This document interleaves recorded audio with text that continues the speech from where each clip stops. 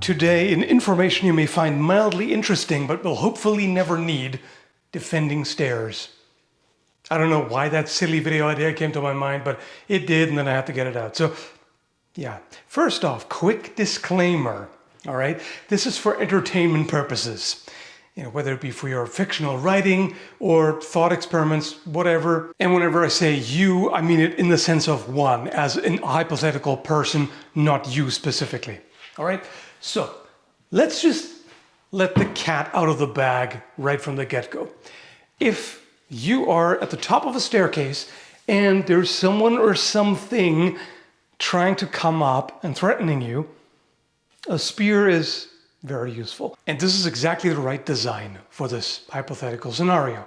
Commonly found on boar spears, used in the hunting of, you guessed it, aforementioned boars, or other creatures that might charge at you recklessly and end up impaling themselves on and kind of riding up on the haft and possibly getting to you anyway. So if a Florida man high on crack or PCP, the fictional version thereof, tries to run up your fictional stairs in a fictional encounter, you get the idea. The spear would be quite useful against whatever creature that tries to get you. Because as soon as you got them impaled, there's really nowhere left to go.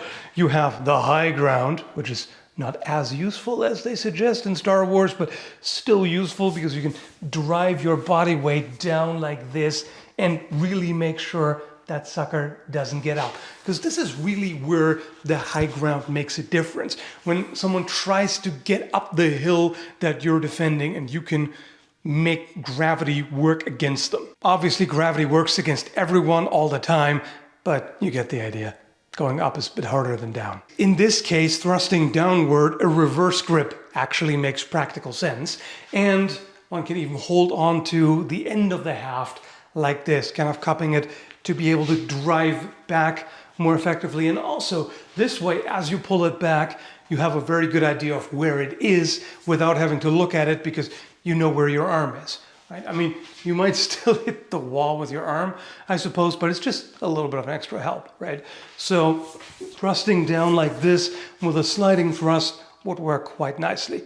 Now, of course, the problem is this is a long object, so there's plenty of opportunity to hit the walls when they're pretty close. So that's always the drawback, which is of course not a problem for thrusting, but if the assailant manages to get a hold of it, that's where it starts to get a little tricky, which is quite difficult and unlikely. I mean, it's unlikely that anyone would charge you up the stairs while you're holding a spear to begin with, right?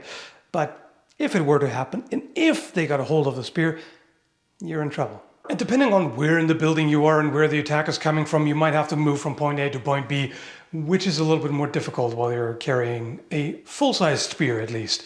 A shorter one, like a Zulu Iklowa, would be much easier, but of course then you don't have the benefit of being able to cover pretty much the entire staircase.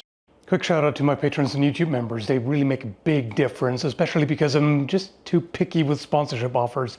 I reject 95% of offers I get because they're just too fishy for my taste. So I want to thank everybody for supporting the channel, and if you're toying with the idea of doing the same and joining, I'll leave the links down below, along with affiliate links through which you can shop to also support the channel, like Kult of Athena, which in my book is still the #1 sword supplier, and GamerSupps, which I partnered with just recently because I like the stuff they sent me. And of course there's merch as well, if you're interested in that.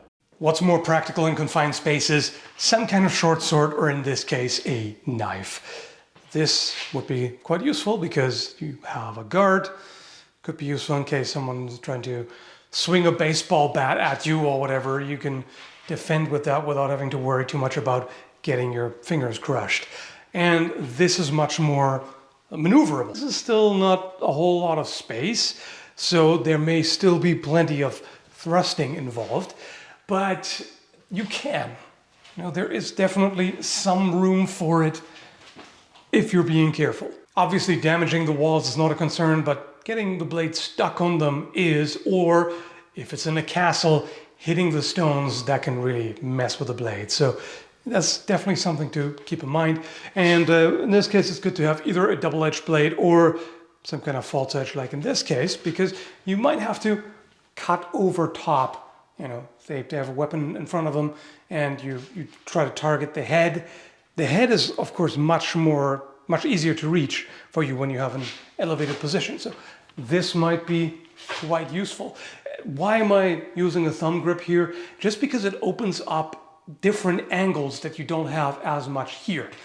Because if you want to cut vertically and fairly steeply downward, this is a little bit awkward with a conventional grip, while this, you can easily cut this entire radius here and it can kind of be popped off quickly.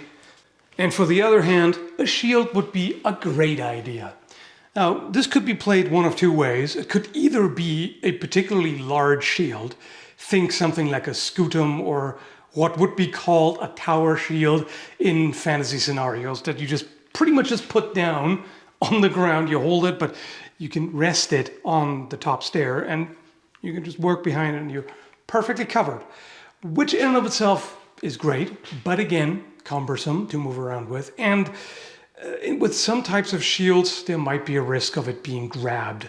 Center grip shields, for example. And this is why, even though quite often I like center grip shields more for certain benefits, in this case, I'm thinking strapped shield is the way to go. Because with a center grip shield, if someone were to grab it and pull on it, it's much easier to manipulate. To pull it away from you, it kind of revolves more easily because you only have one point of contact as opposed to 2 or even 3. So this is more secure. This is much harder to disarm and it's more stable too. So even something as small as this targe provides a nice buffer, something to cover behind. The downside here, of course, is that the leg is exposed. So someone could try to hit that because that's much easier for them to reach when they're all the way down there, and it's not as easy for you to defend against. So that's an argument in favor of a kite shield, which on the other hand is bulkier. So there's that. There's one nice thing about this targe here. So now there's something spiky to keep an attacker away as well. Imagine, for example, a wooden baseball bat was swung at you and you manage to catch it right on here. So that drives this spike like a nail into the bat and binds it. So now you can actually control that to an extent and counterattack. It may look like it's just for offense, and of course shoving it forward would be unpleasant to whatever is in front, but there's a lot of defensive capability here.